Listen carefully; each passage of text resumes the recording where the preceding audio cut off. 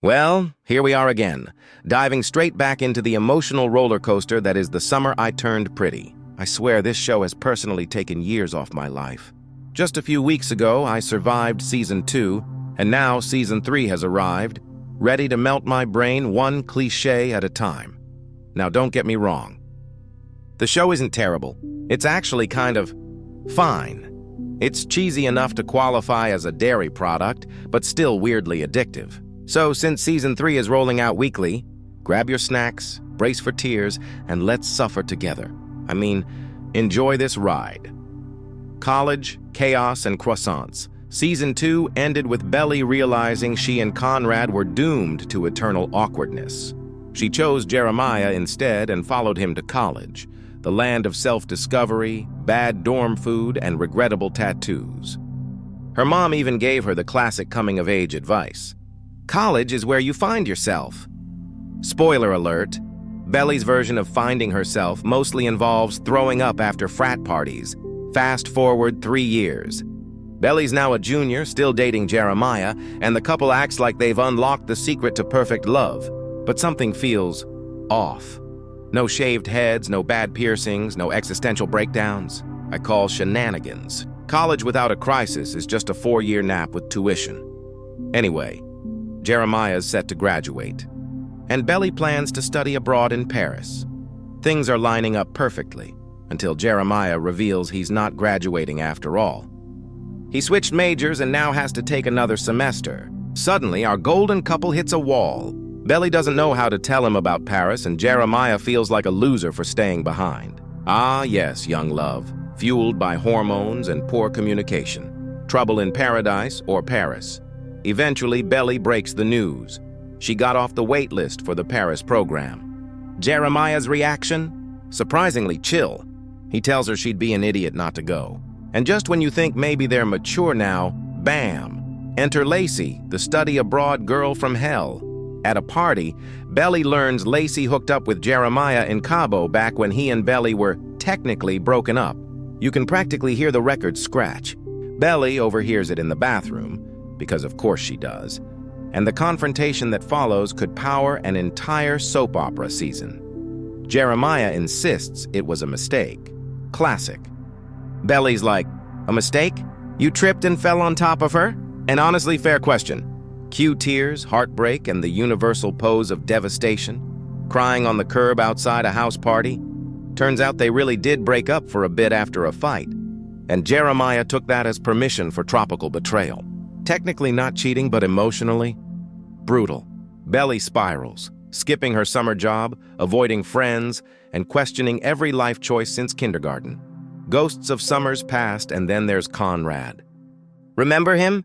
The brooding ex with the emotional range of a damp sponge? During winter break, Belly secretly visited the cousin's beach house alone. You know, that place where everyone's trauma lives.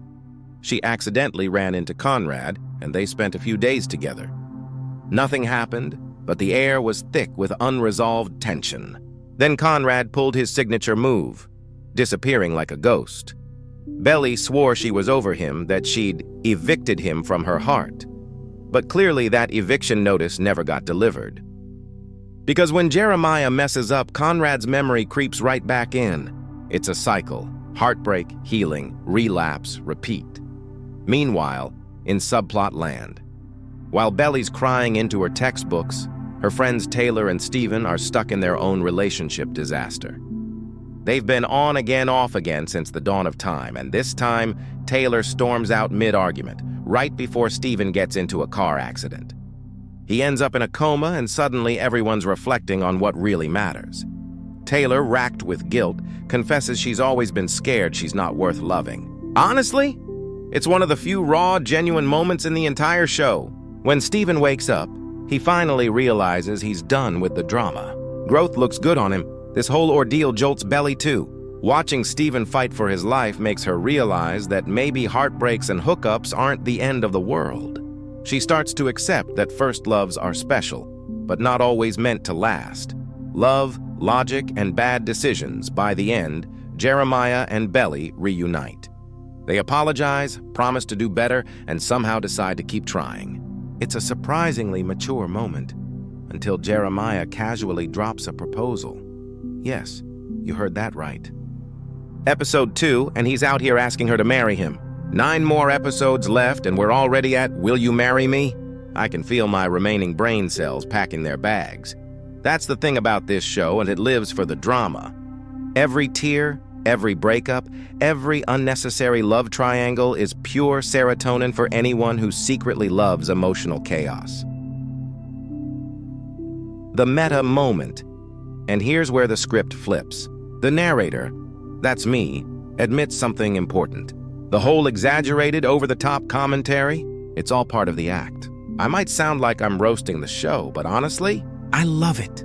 Because here's the truth. It's okay to enjoy dumb, cheesy, predictable entertainment. That's what makes it fun. Shows like this are comfort food for the brain. They're dramatic, romantic, and a little ridiculous, but they scratch a very human itch. People online tend to treat everything as serious business. Either you adore it or you hate it. But there's a beautiful middle ground where you can laugh at something and love it at the same time. So yes, the summer I turned pretty may have destroyed my last 2 brain cells, but it did it with charm. And I'll be right here, every week, watching the drama unfold, rolling my eyes, and secretly enjoying every second of it. Final thoughts. This season's not just about belly choosing between 2 guys. It's about growing up, making dumb choices, forgiving yourself, and realizing that love doesn't always make sense, but it sure makes great television. So buckle up. If Season 3 keeps up this energy, I'll see you in September. Slightly dumber, emotionally exhausted, but somehow still obsessed.